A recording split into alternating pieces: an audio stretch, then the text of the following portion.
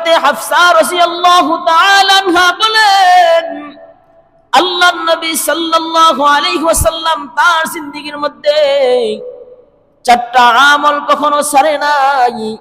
এর মধ্যে একটা আমল হলো নবী করিম সাল্লাল্লাহু আলাইহি ওয়াসাল্লাম জিলহজ মাসের প্রথম 9 দিন রোজা রাখা অবস্থায় কাটাইতেন।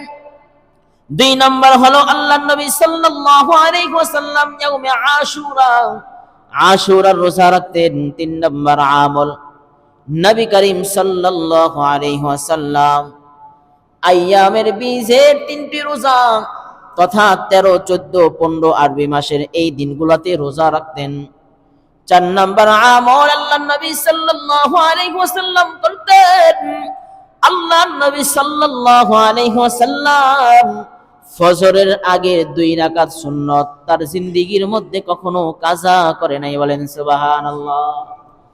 আর এক হাদিসের মধ্যে আল্লাহর নবী সাল্লাল্লাহু আলাইহি ওয়াসাল্লামের সম্পর্কে পাওয়া যায়, নবী করিম সাল্লাল্লাহু আলাইহি ওয়াসাল্লাম তার জিন্দেগীর মধ্যে 4টা আমল কখনো ছাড়ে নাই।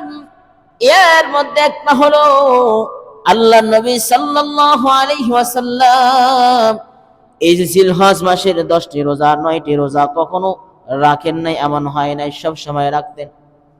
2 নম্বর আমল ছিল আল্লাহর নবী সাল্লাল্লাহু আলাইহি ওয়াসাল্লাম আশুরার রোজা রাখতেন। 3 নম্বর হলো আরবি মাসের আইয়ামে 20, 13, 14, 15 3টা রোজা রাখতেন। প্রত্যেক মাসে 3টা রোজা রাখতেন। 4 নম্বর আমল আল্লাহর নবী সাল্লাল্লাহু আলাইহি ওয়াসাল্লাম প্রত্যেক সপ্তাহে বৃহস্পতি এবং সোমবার এবং বৃহস্পতিবার 2 দিন রোজা রাখতেন।